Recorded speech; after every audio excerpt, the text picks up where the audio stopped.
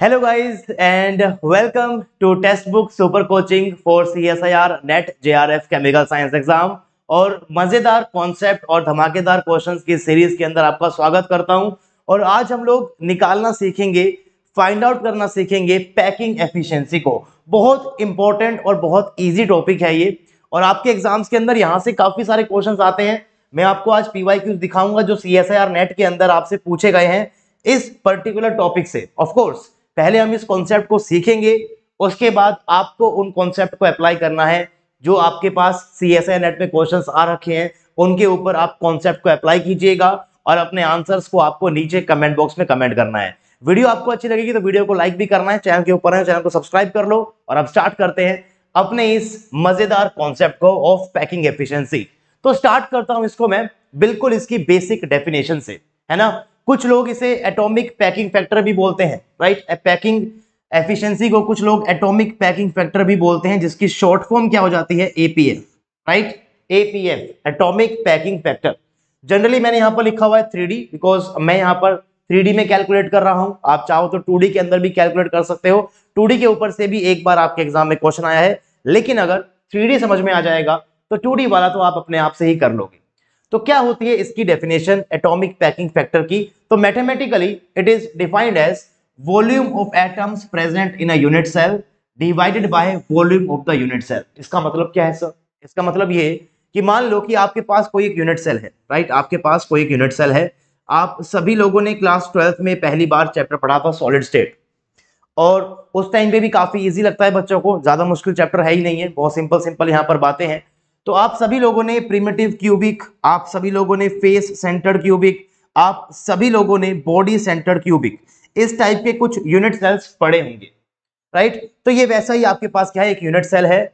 अगर मान लो इसके अंदर एटम्स आपके पास यहाँ पर लैटिस पॉइंट्स प्रिमिटिव क्यूबिक का है, मान लेते हैं, अज्यूम कर लेते हैं, तो आपके पास एटम्स प्रेजेंट कहां पर होंगे, सिर्फ कॉर्नर्स के ऊपर प्रेजेंट होंगे, राइट। सिर्फ कॉर्नर्स के ऊपर प्रेजेंट होंगे। ऑफ कोर्स ये एटम इस तरीके से दूर दूर नहीं होते हैं, सारे एक दूसरे को टच करके रहते हैं, लेकिन फिर भी जब ये सारे के सारे एटम्स एक दूसरे को टच करेंगे तो आपके इस यूनिट सेल में कुछ एरिया खाली बचा रहेगा, और कुछ एरिया एटम्स ने ऑक्यूपाई किया होगा। तो वॉल्यूम कितना एटम्स ने ऑक्यूपाई किया हुआ है उस यूनिट सेल के अंदर, divided by volume of the unit cell. अगर 3D में है तो हम वॉल्यूम की बात करते हैं, अगर 2D में हो जाएगा तो फिर यहीं पर ही हम लोग एरिया की बात कर लेंगे, ठीक है। स्टार्ट करने से पहले आपके साथ एक चीज शेयर कर देता हूं, वो ये कि जो भी एटम्स आप यहां पर लगाने वाले हो उन एटम्स को हम केमिस्ट्री में स्फेरिकल मानते हैं, राइट। और अगर किसी स्फेयर की रेडियस आपके पास r होती है तो उसका वॉल्यूम क्या हो जाएगा, 4/3 पाई r क्यूब, 4/3 पाई r क्यूब। कहीं ना कहीं आप लोगों ने ये भी पढ़ा हुआ है कि भैया प्रिमिटिव क्यूबिक यूनिट सेल में आपके पास एटम्स सिर्फ कॉर्नर्स पर प्रेजेंट होते हैं, और एक कॉर्नर का एटम का कंट्रीब्यूशन एक यूनिट सेल में 1/8 होता है। दैट मींस Z की वैल्यू आपके पास फॉर प्रिमिटिव क्यूबिक क्या हो जाएगी, 1 हो जाती है, बिकॉज 8 कॉर्नर्स हैं, एक कॉर्नर एटम का कंट्रीब्यूशन 1/8 होगा। सो ओवरऑल आपके पास यहां पर सिर्फ एक ही एटम आपके यूनिट सेल में है। सो Z रिप्रेजेंट करता है कि कितने एटम्स आपके पास उस एक यूनिट सेल के अंदर इफेक्टिवली हैं, right. So Z is equal to 1। Similarly for face centred cubic आपके पास एटम्स प्रेजेंट होते हैं कॉर्नर्स के ऊपर, एंड कॉर्नर्स के साथ साथ हर एक फेस सेंटर के ऊपर भी प्रेजेंट होते हैं, राइट। अब टोटल आपके पास 8 कॉर्नर है, एक का कंट्रीब्यूशन 1/8 होता है। क्यूब के अंदर टोटल आपके पास 6 फेसेस हैं, और फेस पे जो एटम होता है वो 2 यूनिट सेल के अंदर कंट्रीब्यूट करता है, तो एक यूनिट सेल में उसका कंट्रीब्यूशन क्या हो जाएगा, 1/2। तो 6 इंटू में 1/2 आप यहां पर करोगे, and this will come out to be 1 + 3 and that is equal to 4। So for FCC Z value is equal to 4 होती है, एंड सिमिलरली फॉर BCC आपके पास Z की वैल्यू क्या होती है, 2 होती है। उम्मीद करता हूं कि ये वाला कॉन्सेप्ट आपको आता होगा।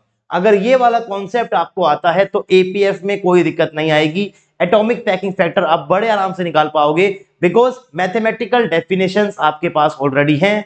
कॉन्सेप्ट मैं आपको सिखा दूंगा, क्वेश्चन की प्रैक्टिस भी हम लोग कर लेंगे, और टॉपिक आपका एकदम क्लियर हो जाएगा, राइट। चलिए, सो क्या होता है APF, ध्यान से देखिए आप, आपको यहाँ पर APF दिख ही रहा होगा, है ना। APF में मैं इस वाले पार्ट को मिटा रहा हूं, आई होप कि आपको ये वाला पार्ट आता होगा, सिंपल है ये वाला part. So volume of atoms in a unit cell, तो पहले पता हो कि आपके पास कितने एटम्स हैं। तो अगर आपका यूनिट सेल प्रिमिटिव क्यूबिक हुआ तो उसमें एक एटम होगा, अगर आपका यूनिट सेल एफसीसी हुआ, face centred cubic unit cell हुआ, तो 4 एटम्स होंगे, बीसीसी हुआ तो 2 एटम्स होंगे। तो नंबर ऑफ एटम्स, जिसको जनरली हम लोग जेड से रिप्रेजेंट कर देते हैं, इनटू में एक एटम का volume that is 4/3 pi r cube divided by total cube का वॉल्यूम। और अगर आपके पास ये क्यूब है और उस क्यूब की साइड लेंथ ए है, देन वॉल्यूम ऑफ क्यूब आपके पास क्या हो जाता है, ए क्यूब हो जाएगा। तो ये मैंने यहां पर लिखा हुआ है a cube, and this is specifically for cubic unit cell. और क्यूबिक यूनिट सेल ही आपके एग्जाम्स के अंदर आएंगे। जनरली क्यूबिक यूनिट सेल के ऊपर से ही बार बार क्वेश्चंस पूछ रहे हैं, बाकी यूनिट सेल के ऊपर से क्वेश्चंस नहीं आते हैं। तो चलिए स्टार्ट करते हैं। क्यूबिक यूनिट सेल के अंदर आपके पास lattice points, basically primitive cubic यहां पर रहता है, आपके पास पेन सेंटर्ड क्यूबिक होता है और आपके पास बॉडी सेंटर्ड क्यूबिक होता है। एक और वीडियो जल्दी ही चैनल के ऊपर आने वाली है जहां पर मैं आपको 7 क्रिस्टल सिस्टम्स के बारे में बताऊंगा और उनको याद करने की ट्रिक भी आपको दूंगा। तो उसको भी देखने के लिए, अपडेट जानने के लिए चैनल को सब्सक्राइब जरूर करके रखिएगा। राइट, तो लेट्स से कि आपके पास एक क्यूबिक यूनिट सेल है और लैटिस पॉइंट्स अगर कॉर्नर्स के ऊपर आपके पास एटम है, तो इसे हम लोग बोलते हैं प्रिमिटिव क्यूबिक, यानी कि पीसी, प्रिमिटिव क्यूबिक। कुछ लोग इसे सिंपल क्यूबिक भी बोलते हैं, यानी कि एससी से भी रिप्रेजेंट करते हैं। तो आप किसी से भी कर लो, बस आपको मेन चीज समझ में आनी चाहिए। तो एटम्स आपके पास यहां पर कहां होंगे, सिर्फ और सिर्फ कॉर्नर्स के ऊपर होंगे। एक्चुअली में ये सारे एटम्स कुछ इस तरीके से होते हैं, ऐसे नहीं होते भैया, है ना, ऐसे नहीं होते, ऐसे नहीं होते। रियलिटी में ये एटम्स इस तरीके से टाइटली पैक्ड है। और अभी भी आप देख सकते हो कि कुछ एरिया आपको इस यूनिट सेल के अंदर खाली दिखाई दे रहा है ना, खाली दिखाई दे रहा है। तो वही हम निकालने वाले हैं कि भरा हुआ एरिया कितना है डिवाइडेड बाय टोटल एरिया, वही बेसिकली हम निकालने वाले हैं। राइट, एक तरीके से आगे चलते हैं। अब इसमें आप ध्यान से देखिएगा मेरी बात कि अगर मैं इन दोनों एटम को टच कर रहा हूं, सिर्फ इन दोनों कंसीडर करूंगा, तो ये मेरे पास यहां पर था पूरा की पूरा क्यूब। अब अगर इस क्यूब की लेंथ मेरे पास मान लो ए है, तो भैया एक रेडियस ये हो जाएगा, एक रेडियस ये हो जाएगा। That means a is equal to 2r। कितना सिंपल रिलेशन है, a is equal to 2r। तो आप ध्यान से देखिएगा, मैंने आपको यहां पर दिखाया है a is equal to 2r होता है। ये एक रिलेशन आ गया है a और r के बीच में। इसको भी याद रखिएगा, एग्जाम में ये भी पूछा जा सकता है, a is equal to 2r। चलिए, इससे मैं क्या करने वाला हूं, इससे मैं जब एपीएफ कैलकुलेट करूंगा तो मेरी हेल्प हो जाएगी। कैसे? क्योंकि देखो नंबर ऑफ एटम्स कितने हैं मेरे पास, आपके पास प्रिमिटिव क्यूबिक है, number of atom is 1, into में 4/3 पाई आर क्यूब होगा, नीचे आपके पास ए क्यूब है। अब सोल्व कैसे करें, मुझे पता है a इक्वल टू 2r है, तो आप यहां पर a क्यूब की जगह 2r का क्यूब लिख सकते हो। एंड ये आपके पास अब क्या बन जाएगा, ये आपके पास बन जाएगा 8r क्यूब। क्या बन गया ये आपके पास, ये बन जाएगा 8r क्यूब। तो इस r क्यूब से r क्यूब काट दीजिए, आपके पास क्या बन गया यहां पर, ये बन जाएगा 4/3 पाई डिवाइड बाय 8, यानी कि पाई/6 निकल गया। कितना आसान था। और ये सारी कैलकुलेशन मैंने कर रखी है आपके सामने, देखो ध्यान से। पाई/6 आएगा, पाई की वैल्यू को पुट करो 3.14, it will be come out 0.52 in fractions and 52 in percent. तो आपको सब कुछ याद रखना है, आपको फ्रैक्शन के अंदर भी याद होना चाहिए, आपको पाई के अंदर भी याद होना चाहिए, और आपको परसेंटेज के अंदर भी याद होना चाहिए। बिकॉज एग्जाम में कोई भी आपसे पूछ सकता है और किसी का भी एटॉमिक पैकिंग फैक्टर वो आपसे पूछ सकता है। चलिए एक और ट्राई करते हैं, एक और देखते हैं। आई होप ये वाला आपको आ गया होगा, सिंपल है। Next is BCC. बीसीसी में लैटिस पॉइंट्स क्या क्या होते हैं, यानी कि एटम्स कहां कहां प्रेजेंट होते हैं, कॉर्नर्स पे और सेंटर में, बिल्कुल क्यूब के सेंटर में। रियलिटी में ऐसे नहीं होते, रियलिटी में ये कुछ इस टाइप से होगा भैया, सारे एटम्स आपस में टच कर रहे होते हैं बिल्कुल अच्छे तरीके से। और देख सकते हो कि आप अभी भी आपके पास कुछ स्पेस खाली आपको दिखाई दे रहा है ना, दिखाई दे रहा है। तो यहां पर भी चीजें निकालनी है। लेकिन अगर मैं इसमें ध्यान से देखता हूं, देखो आप यहां पर बीच में खाली स्पेस है, देखो आप इस इमेज को ध्यान से देखना, यहां पर बीच में खाली स्पेस है, यानी कि ये दो एटम इस सेंटर एटम की वजह से अब टच नहीं कर पा रहे हैं, है ना। आई होप कि आपको दिख रहा हो, लेकिन यहां पर जो है वो बीच में अब स्पेस है। इसका मतलब ये कि ये दोनों एटम आपस में टच नहीं कर रहे हैं, और अगर टच नहीं कर रहे हैं तो आप यहां पर a is equal to 2r नहीं यूज कर सकते हो। तो फिर क्या करेंगे, देखो ध्यान से, यहां पर ये ब्लैक वाला एटम, देन ये रेड वाला एटम, एंड देन ये वाला ब्लैक वाला एटम, ये तीनों एटम आपस में टच कर रहे हैं। तो इसकी रेडियस r, इसकी रेडियस r प्लस r यानी कि 2r, इसकी रेडियस भी कितनी हो जाएगी r।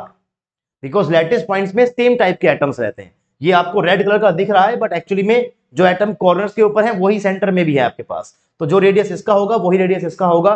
सो डबल रेडियस इसकी आ जाएगी, एक रेडियस इसकी और एक रेडियस इसकी, और ये बन जाएगा बॉडी डायगोनल ऑफ क्यूब। और बॉडी डायगोनल ऑफ क्यूब होता है आपके पास a√3। That means a√3 is equivalent to 4r आपके पास यहां बन जाता है। देखो ध्यान से, मैं सिर्फ इन 3 एटम को ले रहा हूं, आप मैंने वो 3 बताए थे आपको, यहां पर ये 3 है, एक ही चीज है, एक ही चीज है, r r r और r। दैट मीन्स आपके पास यहां बन जाएगा a√3 is equivalent to 4r, और r के बीच में, a के बीच में रिलेशन आ गया, मैथमेटिकल डेफिनेशन आपके पास है, तो APF हम लोग बड़े इजीली निकाल लेंगे। क्या होता है formula? Number of atoms BCC में होते हैं 2, 4/3 पाई r cube, and a cube is what? a cube is that thing, यानी कि आप इसे लगा दो 4/3√3 का क्यूब। मैंने a की जगह क्या पुट कर दिया है? 4r/√3 पुट कर दिया है वहां से निकाल के। तो r क्यूब से r क्यूब कट जाएगा, बाकी सब कांस्टेंट बचेंगे। तो उन कांस्टेंट को जब आप लोग सॉल्व करोगे तो वो आपके पास आएगा π√3/8, पाई की वैल्यू पुट करो, आ जाएगा 0.68, यानी कि 68%, यानी कि 68%। एंड सेम चीजें हम लोग रिपीट मारेंगे for FCC also, because face centred cubic में आपके पास लेटेस्ट पॉइंट्स क्या क्या हैं? कॉर्नर एटम, और हर एक फेस के सेंटर के ऊपर भी आपके पास एटम्स रहेंगे। ये बस मैंने आपको अलग दिखाने के लिए यहाँ पर ग्रीन कलर और ब्लैक कलर यूज किया है, अदरवाइज आपके पास ये सारे कैसे हैं? बिल्कुल सेम ही एटम्स है ना। जो एटम कॉर्नर्स के ऊपर है वही एटम आपके पास क्या होंगे? पीस के सेंटर के ऊपर होंगे, बिकॉज लेटेस्ट पॉइंट्स जो हैं वो ऑक्यूपाई होते हैं by same type of ion या फिर सेम टाइप ऑफ एटम से ही। ऑब्वियस सी बात है, रियलिटी में ये ऐसे नहीं है, रियलिटी में ये सब एक दूसरे को टच कर रहे होंगे इस तरीके से। और आप भी यहां पर देख सकते हो कि यहां पर भी ये दोनों ब्लैक एटम आपस में टच नहीं हो रहे हैं, बीच में स्पेस है, लेकिन ये वाला ब्लैक एटम, ये वाला ग्रीन एटम और ये वाला ब्लैक एटम आपस में टच है। और आप अगर यहां पर एक डायगोनल खींच देते हो तो R R R and R, यानी कि इस बार ये बन जाएगा एक पर्टिकुलर फेस का डायगोनल है। ये क्यूब का बॉडी डायगोनल नहीं है, ये एक पर्टिकुलर फेस का डायगोनल है। एंड फेस डायगोनल अगर आपके पास ये A है, ये आपके पास A है, then this will be equivalent to a√2, and in this case a√2 is equivalent to 4r, r r r and r, 4r is equivalent to a√2। तो सही चीजें हैं, सिंपल तरीका हो गया। a और r के बीच में मेरे को यहां पर रिलेशन मिल गया, देख सकते हो ध्यान से, बिल्कुल क्लियरली मुझे a√2 is equal to 4r मिल गया, और मिल गया है तो ये मेरे पास फॉर्मूला है। Number of atoms for FCC होता है 4, कितना होता है? 4। A में और R में रिलेशन ये रहा, तो यहां से आप A को क्या पुट कर दोगे? पुट कर दोगे 4r/√2 इसका क्यूब, तो r क्यूब से r क्यूब कट जाएगा, बाकी सब बचेंगे सिर्फ कांस्टेंट्स। कांस्टेंट की वैल्यू को पुट कीजिएगा, निकल जाएगा π/3√2, पाई की वैल्यू पुट करो, बन जाएगा 0.74, यानी कि 74%।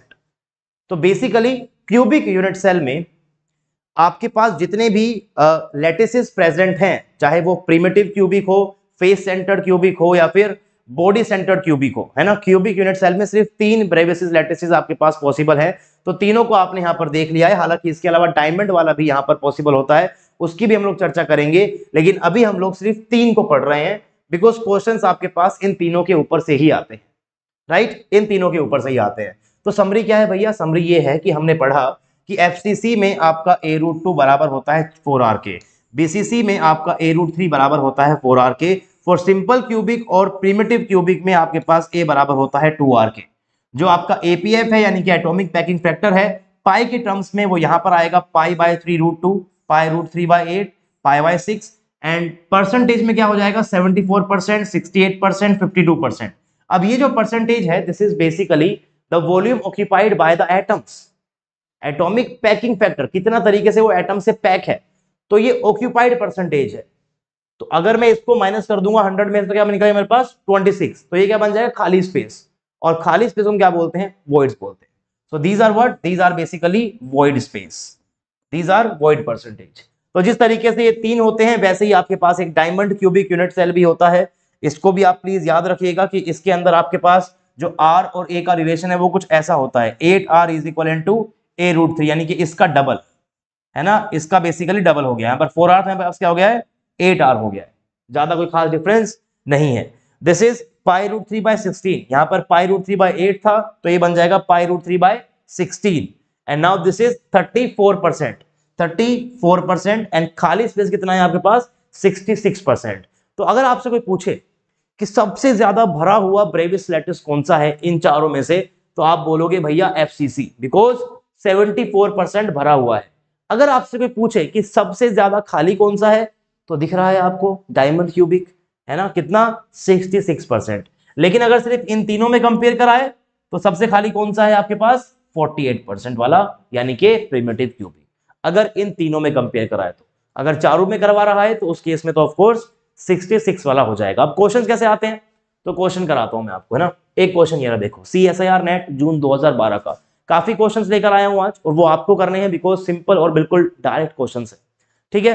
पहला क्वेश्चन क्या है, the lattice parameter of an element stabilised in a FCC structure is 4.04 angstrom, the atomic radius of the element. बताओ, रेडियस निकालना है, लेंथ गिवन है आपको यूनिट सेल की, यानी कि आपको ए की वैल्यू कितनी गिवन है, गिवन है 4.04 एंगस्ट्रॉम, ठीक है। आपसे पूछा है आर, क्रिस्टल गिवन है आपके पास क्या FCC। फॉर FCC आपको क्या पता होता है, that face diagonal is equal to 4r, यानी कि r will be equal to a√2/4। तो a की वैल्यू कितनी गिवन है आपको, a की वैल्यू गिवन है 4.04 इंटू में √2 डिवाइड बाय 4। ऑप्शंस काफी दूर दूर हैं तो अप्रोक्सीमेटली निकाल देते हैं, इसको पूरा काट देते हैं, तो ये बन जाएगा √2 और √2 कहीं ना कहीं आपके पास क्या होता है 1.414 होता है। तो इसका जो आंसर है वो यही लग रहा है मुझे, यानी कि सेकंड। देखो कितना सिंपल क्वेश्चन है, और ऐसे सिर्फ क्वेश्चन एक बार नहीं आया है, ऐसे क्वेश्चंस बहुत बार आपको देखने को मिले हैं। जैसे कि मैं आपको एक ये दिखा देता हूं, ये लो अगला क्वेश्चन, ये CSIR नेट दिसंबर 12 का है, वो जून का था, ये दिसंबर का है। The packing fraction of a simple cubic lattice is closed. Direct question, 2 second में हो जाएगा अगर आपको समरी याद होती है तो, दैट इज 52%, यानी कि 0.52%। अब कुछ क्वेश्चंस और भी हैं, जैसे कि ये रहा, metallic gold crystallises in FCC with unit cell dimensions 4 angstrom, the atomic radius. वापस से सेम क्वेश्चन 2013 दिसंबर का, है ना। उसके बाद देखिए आप जून 2015 का, कितना सिंपल, पैकिंग फैक्टर पूछ रहा है और number of atomic sites per unit cell पूछ रहा है, मतलब Z की वैल्यू पूछ रहा है तरीके से। इसका मतलब क्या होता है, Z की वैल्यू पूछ रहा है FCC के लिए। तो FCC के लिए पैकिंग फैक्टर पता है हम सबको, हमें पता है कि Z की वैल्यू क्या होती है FCC के लिए। ये क्वेश्चन 4 मार्क्स का आया था, एग्जाम में आया था, है ना, 2015 में। अगला देखिए आप 17 में, 17 में क्या है, if the atoms in the crystal are taken to be hard sphere touching each other in the unit cell, then the fraction of volume occupied in the body centred cubic structure. एकदम direct question है, बस पाई की form में given है, तो आपको पाई की form में भी याद रखना होता है, और अगर आपको याद होगा तो बहुत इजीली आप इस क्वेश्चन के आंसर को भी कर ले जाओगे, है ना, बहुत इजीली आप इस क्वेश्चन के आंसर को भी कर ले जाओगे। 17 में आया, 18 के अंदर फिर आ गया, बस FCC बोल दिया, बस FCC बोल दिया। उसके बाद हमारे पास कुछ ही क्वेश्चन लेकर आया हूं मैं आज, इसके अलावा भी आपके पास कुछ क्वेश्चंस नेट एग्जाम में आए हैं इसी टॉपिक के ऊपर से ही। तो इन क्वेश्चंस के आंसर जो मैंने आपको नहीं कराए हैं, इन क्वेश्चंस के आंसर आपको करने हैं कमेंट बॉक्स के अंदर। ऐसे करना है कि इसे आप बोलोगे question number 1, this is question number 1, पहला क्वेश्चन है ये जिसका आपको आंसर करना है। This is question number 2, this is question number 3, ये बेसिकली सेम ही वापस से टाइप हो गया है, and this is question number 4। तो 4 क्वेश्चन दिए हैं मैंने आपको, देयर आर 4 होमवर्क क्वेश्चंस जिसके आपको आंसर करने हैं नीचे कमेंट बॉक्स में। अगर आपको एक कॉन्सेप्ट पसंद आया, मजा आया, समझ आया, तो जाने से पहले वीडियो को लाइक जरूर करना है, शेयर कर दो अपने फ्रेंड्स के साथ, एंड चैनल के ऊपर नए हो तो चैनल को सब्सक्राइब जरूर करना, और सब्सक्राइब करते हुए बेल आइकन को भी जरूर प्रेस करना। Thank you so much for watching this video.